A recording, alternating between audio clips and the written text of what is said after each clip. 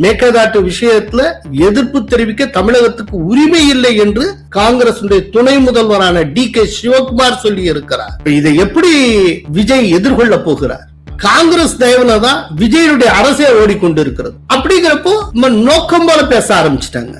காவிரி படுகை மட்டும் நீரின்றி போய்விட்டால் மொத்த தமிழகம் சாப்பாடு இல்லாமல் போய்விடும். ஒரு அமைச்சரா உள்ள நுழையிறாரு, தன்னுடைய அறைக்குள்ள தன்னுடைய சமயம் தொடர்பான அத்தனை சடங்குகளை நுழைப்பது எந்த அளவுக்கு நியாயமானது?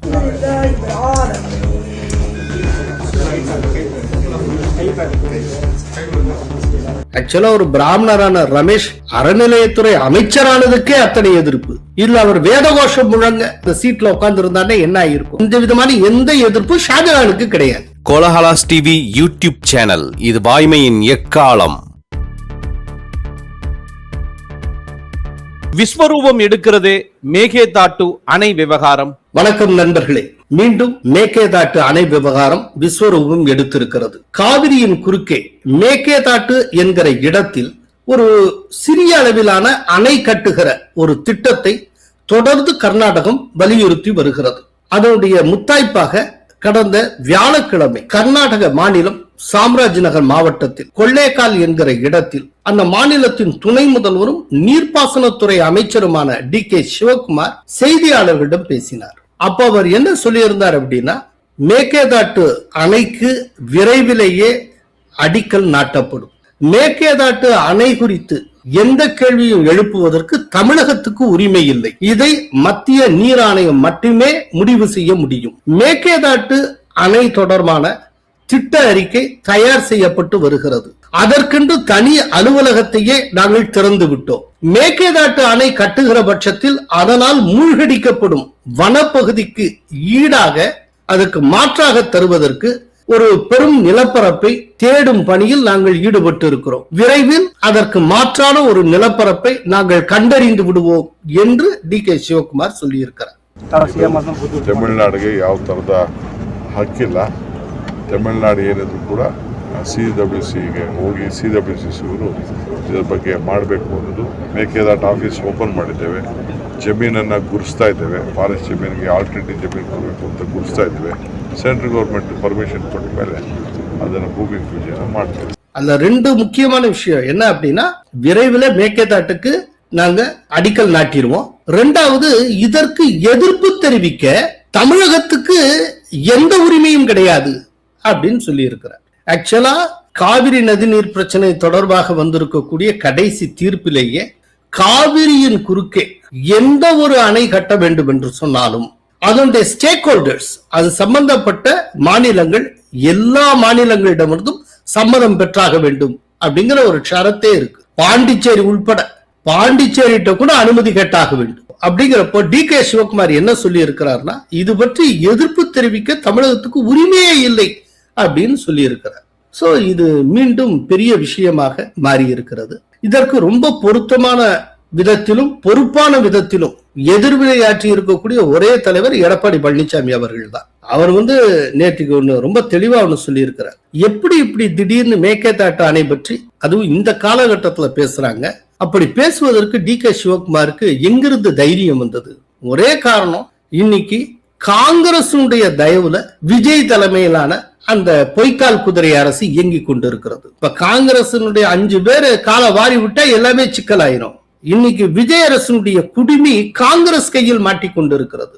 அதனால தங்களுடைய தயவுல இந்த அரசு நடந்து கொண்டிருக்கிறது அப்படிங்கிற அந்த காரணத்தினால் இந்த பொய்க்கால் அரசு எதுவுமே சொல்லாது, தனக்கு எதிர்ப்பு தெரிவிக்காது அப்படிங்கிற ஒரு துணிச்சலால கர்நாடகத்து அமைச்சர் டி.கே. சிவகுமார் இவ்வாறு பேசி இருக்கிறார் அப்படின்னு சொல்லியிருந்தார். ஆக்சுவலா கடந்த காலத்திலும் மேகதாட்டு சம்பந்தமா பல்வேறு சந்தர்ப்பங்களில் டி.கே. சிவகுமார் பேசியிருந்த போதெல்லாம் இங்கே திமுக மௌனம் சாதித்தது. ஒரு தடவை இந்தி கூட்டணியுடைய கூட்டம் பெங்களூர்ல நடக்குது.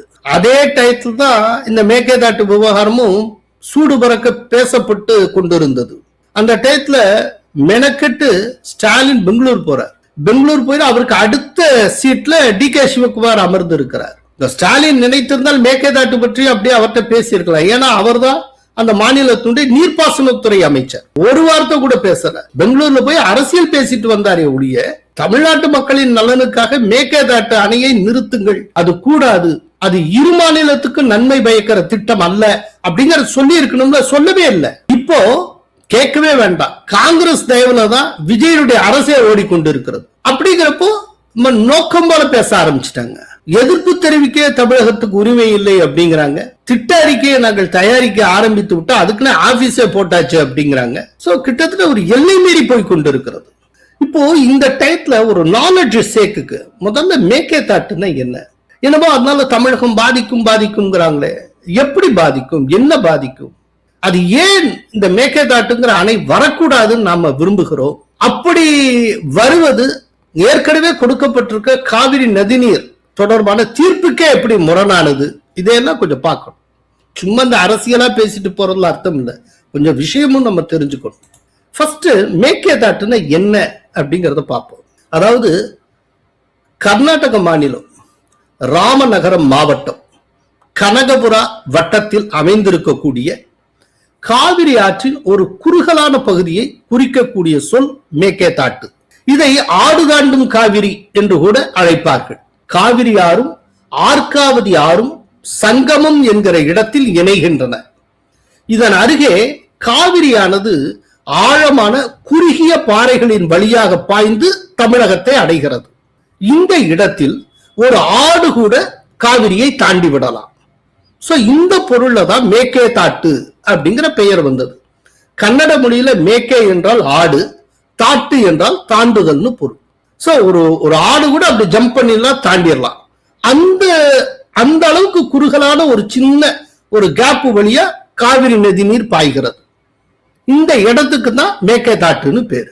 இப்போ இந்த மேக்கே தாட்டு அணை அப்படிங்கிறது 66 TMC தண்ணீரை தேக்கி வைக்கக்கூடிய திட்டம். இப்போ இந்த திட்டத்தை ஜஸ்டிஃபை பண்றதுக்கு கர்நாடகம் என்ன ஆர்குமெண்ட்டை முன்வைக்கிறாங்க அப்படின்னா, இது முழுக்க பெங்களூர் நகரத்தின் குடிநீர் தேவைக்கானது. சோ பெங்களூருடைய குடிநீர் தேவைக்காக 66 TMC தண்ணீரை தேக்கி வைக்கக்கூடிய திட்டம் தான் மேக்கே தாட்டு திட்டம். எனவே இது விவசாயத்துக்கான திட்டம் அல்ல. அப்படிங்கிறப்போ விவசாயத்துக்கான திட்டம் அல்ல அப்படிங்கிறப்போ எதற்கு தமிழகம் எதிர்ப்பு தெரிவிக்க வேண்டும்? அதனால தமிழகத்துக்கு வழங்க வேண்டிய நீரின் அளவில் எந்த மாற்றமும் இருக்காது. எனவே இந்த திட்டத்தை தமிழகம் எதிர்ப்பது சரியல்ல என்கிறது கர்நாடகம். இங்க ஒரு முக்கியமான விஷயத்தை கர்நாடக அரசு மறைக்கிறது. பெங்களூருடைய குடிநீர் தேவைக்காக மேக்கே தாட்டுன்னு சொல்றாங்க. பட் ஆல்ரெடி பெங்களூருடைய குடிநீர் தேவைக்காக நெட்கல் என்கிற நீர்த்தேக்கத்திலிருந்து கர்நாடகம் தொடர்ந்து தண்ணீர் எடுத்துக்கொண்டு இருக்கிறது. சோ ஏற்கனவே நெட்கல்னு ஒரு நீர்த்தேக்கம் இருக்கு, அதுல இருந்து பெங்களூருடைய குடிநீர் தேவைக்கு தண்ணீர் எடுத்துக்கிட்டு இருக்கிறப்போ மேக்கே தாட்டுங்கிற புதிய ப்ராஜெக்ட் ஏன் தேவைப்படுகிறது அப்படின்னா இதனுடைய ஒரே நோக்கம் தமிழகத்தை வஞ்சிப்பது, வேற ஒன்றுமே கிடையாது. இப்போ கர்நாடக அரசு மேக்கே தாட்டு அணை திட்டத்தை நிறைவேற்றினால் சேலம், நாமக்கல், கரூர், திருச்சி, தஞ்சாவூர், நாகப்பட்டினம் உள்ளிட்ட காவிரி வடிநில மாவட்டங்கள் காவிரி ஆற்று நீர்வரத்து இன்றி முற்றிலும் பாதிக்கப்படும். தமிழக விவசாயிகளுடைய நலன் பாதிக்கப்படும். அந்த காவிரி நீர்ப்பாசன ஏரியா விரைவிலேயே ஒரு பாலைவனம் போல ஆகிவிடும். அது எப்படி அப்படின்னா, இந்த காவிரி பாயக்கூடிய பகுதிகளில் மிக பெரிய அளவுல மழை பெய்யுது. அதனால அது அணையினுடைய கொள்ளளவையும் மீறி ஏராளமா தண்ணீர் எக்ஸஸ் வாட்டர் ஓவர்ஃப்ளோ ஆகும். இந்த ஓவர்ஃப்ளோ ஆகக்கூடிய வாட்டர்லாம் கபினி, கிருஷ்ணராஜசாகர், பில்லிகுண்ட்லு இதுக்கு இடைப்பட்ட பகுதிகளில் வரும். அப்படி வரக்கூடிய வாட்டர் ரெகுலரா தமிழ்நாட்டுக்கு எந்த தட்டுப்பாடுமின்றி கிடைத்துக் கொண்டே இருக்கிறது. இப்படி எக்ஸஸ் வாட்டர் வருது இல்லையா, இந்த எக்ஸஸ் வாட்டருக்கும் கர்நாடகம் திறந்து விட வேண்டிய தண்ணீருக்கும் எந்த சம்பந்தமும் கிடையாது. இந்த எக்ஸஸ் வாட்டர் இயற்கையினுடைய ஒரு உதவியால் இயல்பாக தமிழகத்துக்கு தன்னை போல வந்து கொண்டிருக்கக்கூடிய தண்ணீர். இப்போ மேக்கே தாட்டு அணையை கட்டிட்டால் இந்த உபரி நீர் இருக்கு பாருங்க, எக்ஸஸ் வாட்டர், இதுல ஒரு சொட்டு கூட தமிழ்நாட்டுக்கு கிடைக்காது. இப்ப அதனால என்ன ஆகும் அப்படின்னா, தமிழக பாசனத்துக்கு தேவைப்படக்கூடிய மிக முக்கியமான இந்த ஜூன் டு செப்டம்பர் வரையிலான மாதங்களில் காவிரி நீர் அறவே கிடைக்காமல் போய்விடும். அப்ப இந்த ஜூன் டு செப்டம்பர் காலத்துல நீங்க எதையுமே சாகுபடி செய்ய முடியாது, நிலம் வறண்டு போகும். சோ தமிழகத்துக்கு தன்னை போல இயல்பா கிடைத்துக் கொண்டிருக்கிற தண்ணீரை தடுத்து நிறுத்துவது. கர்நாடகம் மனசு வச்சு இரக்கம் வச்சு நமக்கு என்ன கொடுக்கிறதோ அந்த தண்ணீரை மட்டுமே தான் நாம் பெற்றுக்கொண்டே ஆகணும் அப்படிங்கிற நிர்பந்தத்துக்கு தமிழகத்தை தள்ளுவது. இதுதான் அவங்களுடைய ஐடியா. இந்த ஐடியாவை செயல்படுத்துவதற்கு தான் மேகதாட்டு அணையை அவங்க ப்ரப்போஸ் பண்றாங்க. இது ரொம்ப ஒரு அநியாயமான திட்டம். ஆனா இங்க இருக்கிற சோகம் என்னன்னா, இன்னைக்கு காங்கிரஸ் இருக்கிறதுனால நம்ம காங்கிரஸை குறை சொல்றோம். இப்ப கர்நாடகத்துல பிஜேபி அரசு இருந்தாலும் மேகதாட்டுக்கு எதிராக பேசாது. ஏன்னா காவிரி தொடர்பான எந்த ஒரு விஷயத்திலும் அவங்க வேற விதமா தமிழர்களுக்கு ஆதரவா பேசிட்டா கர்நாடகத்துல அவங்களுக்கு ஓட்டு கிடைக்காது. சோ கர்நாடகத்துல காங்கிரசுக்கும் ஸ்டேக் இருக்கு, பிஜேபிக்கும் ஸ்டேக் இருக்கு. அதனால யாருடைய ஆட்சி வந்தாலும் இந்த மேகதாட்டு விவகாரம் எப்போதுமே அச்சுறுத்தக்கூடிய விவகாரமாகவே தான் இருந்து கொண்டிருக்கும். இப்போ ரொம்ப முக்கியமான கேள்விக்கு வர்றோம். இப்போ மேகதாட்டுவுக்கு அடிக்கல்லே நாட்டி விடுவோம் என்று டி.கே. சிவகுமாரே சொல்லி இருக்கக்கூடிய சூழ்நிலையில இந்த மேகதாட்டு அணை விவகாரத்தை எப்படி விஜய் தடுத்து நிறுத்த போகிறார்? இப்ப தனக்கு கீழே 2 காங்கிரஸ் மினிஸ்டர்ஸ் அவர் வச்சுட்டு இருக்க. இந்த 2 காங்கிரஸ் மினிஸ்டர்ஸையுமே பெங்களூருக்கு தூது அனுப்பி டி.கே. சிவகுமார்ட்ட பேச சொல்லுவாரா?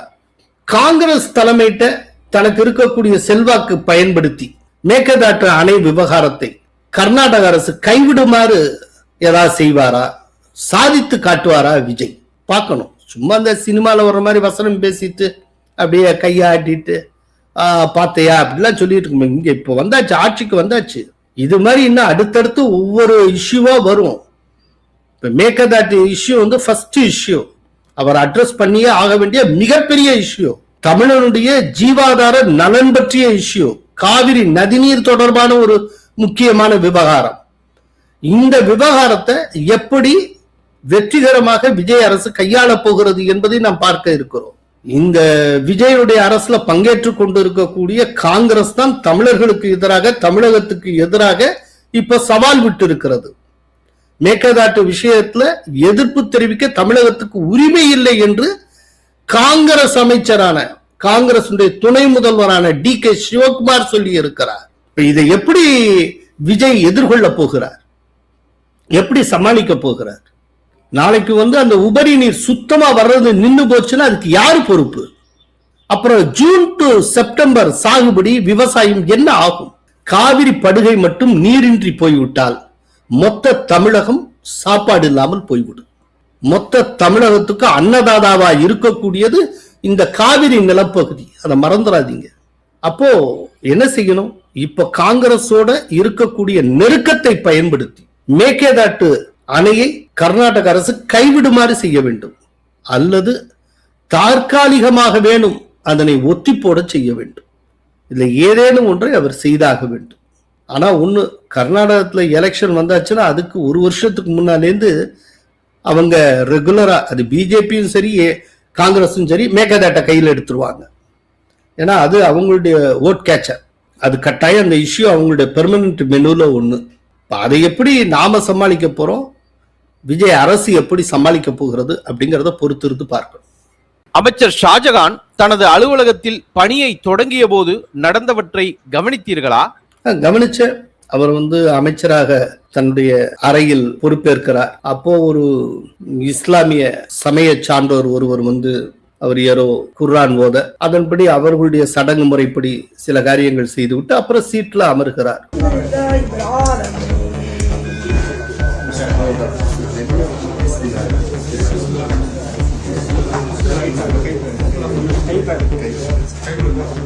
இது ஒரு விவாத பொருள் ஆகி இருக்கிறது. ஆனா இதுக்கு முட்டு கொடுத்து பேசுறவங்களும் நிறைய பேர் இருக்காங்க. இப்போ கொஞ்சம் யோசிச்சு பாருங்க.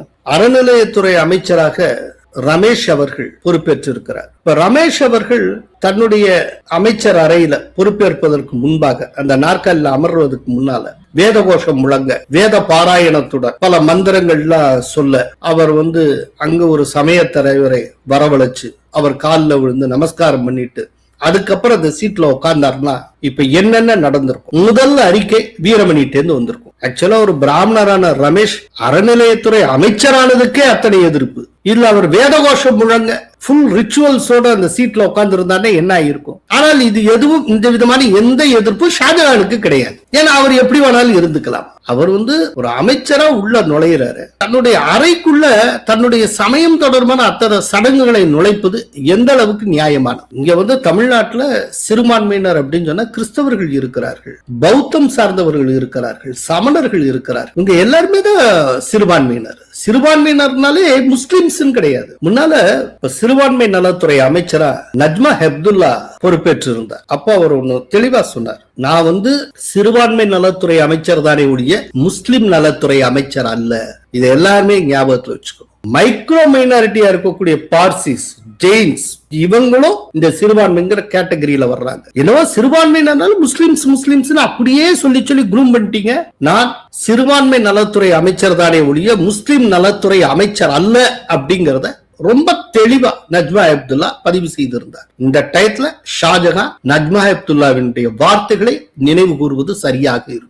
சனாதனத்தை இனியும் திமுக எதிர்த்தால் என்னவாகும்? அதோ கதியாகும். ஏன்னா நான் நேற்று கொடுத்த வீடியோல பல பேர் கேட்டிருப்பீங்க, அதிமுகவை போலவே திமுகவும் இனி இந்துக்களின் வாக்குகளை கொண்டுதான் அரசியல் நடத்தியாக வேண்டும். அந்த கட்டாயத்துக்கு 2 கழகங்களும் தள்ளப்பட்டு விட்டன அப்படின்னு நான் சொன்னேன். விஜயுடைய எழுச்சியினால ஏற்பட்டு இருக்கக்கூடிய மிகப்பெரிய மாற்றம் எது அப்படின்னு கேட்டால் 2 கழகங்களும் இந்துக்களின் வாக்கை மட்டுமே நம்பி அரசியல் செய்ய வேண்டிய நிலைக்கு தள்ளப்பட்டுள்ளன. பிஜேபியோட அலையன்ஸ் வச்சதுனால அதிமுகவுக்கு வரக்கூடிய சிறுபான்மை சமூகத்தவர் வாக்குகள் முற்றாக வெளியே போய்விட்டன. பிஜேபியோட அலையன்ஸ் வச்சதுனால சிறுபான்மையினர் வாக்குகளை டோட்டலா ஏடிஎம்கே இழந்து விட்டது. சோ இன்னைக்கு ஏடிஎம்கேக்கு சிறுபான்மையினர் வாக்குகள் கிடையாது. இது ஒரு பக்கம். விஜய்ங்கிற ஒரு கிறிஸ்தவர் கட்சி ஆரம்பித்த காரணத்தினால் தேர்தலின் போது கிறிஸ்தவ வாக்குகள் பெருமளவு திமுக விட்டு வெளியேறிவிட்டனர். தேர்தலின் போது முஸ்லிம் வாக்குகள் மட்டும்தான் டிஎம்கேக்கு கை கொடுத்தது. அப்படி கை கொடுத்தனால அந்த முஸ்லிம் வாக்குகளை வைத்துத்தான் உதயநிதி ஸ்டாலின் வென்றார், சேகர் பாபு வென்றார், காவிரி டெல்டா பகுதிகளில் பல தொகுதிகளில் டிஎம்கே வென்றது. ஆனா இப்போ தேர்தலுக்கு பிறகு விஜயுடைய அமைச்சரவையில இந்திய யூனியன் முஸ்லீம் லீக் இணைந்து விட்ட காரணத்தினால் இப்போ முஸ்லிம்களும் திமுக விட்டு வெளியேறிவிட்டார். சோ தேர்தலின் போது கிறிஸ்தவர்களும் தேர்தலுக்கு பின்னால் முஸ்லிம்களும் திமுகவை கைவிட்டு விட்டார். ஆக இப்ப திமுகவும் இந்துக்களின் வாக்குகளை மட்டுமே நம்பி அரசியல் பண்ண வேண்டிய ஒரு கட்டாயத்துக்கு தள்ளப்பட்டிருக்கு. இப்படிப்பட்ட ஒரு பெரிய அரசியல் மாற்றம் நிகழும்னு யாரும் எதிர்பார்க்கல. ரொம்ப ஆச்சரியமான ஒரு மாற்றம், ஒரு பெரிய ரசாயன மாற்றம் இது. அப்படிங்கிறப்போ இந்துக்களை மட்டுமே நம்பி அரசியல் பண்ண வேண்டிய ஒரு கட்டாயத்துல ஒரு சூழல்ல டிஎம்கே இதற்கு மேலும் சனாதன எதிர்ப்புங்கிறத கை கொண்டார். திமுகவில் இருக்கக்கூடிய இளவரசர் சனாதனத்தை ஒழிப்போம் அப்படின்னு வீர வசனம் எல்லாம் பேசினால் என்ன ஆகும்? டிஎம்கேக்கு இருக்கக்கூடிய கொஞ்ச நெஞ்ச இந்துக்கள் ஓட்டுகளும் காணாமல் போய்விடும். அது வேற பக்கம் போயிடும். இந்துக்கள் ஓட்டுகளையும் கிராஜுவலா டிஎம்கே இழக்க ஆரம்பித்தால் அந்த கட்சியை தேய்ந்து சிறுத்து போய்விடும். அதனால தேர்தலின் போதும் தேர்தலுக்கு பிறகும் நடந்திருக்கக்கூடிய நிகழ்வுகளை சீர்தூக்கி பார்த்து சரியான முடிவுக்கு திமுக வந்து சேர வேண்டும். இந்த டயத்துல டிஎம்கே சரியான ஸ்ட்ராட்டஜியும் சரியான பாதையும் தேர்ந்தெடுக்கவில்லை என்றால் எதிர்காலத்தில் அந்த கட்சியின் இருத்தலே கேள்விக்குள்ளாகிவிடும். நன்றி, வணக்கம். கோலஹலாஸ் டிவி யூடியூப் சேனல், இது வாய்மையின் எக்காலம்.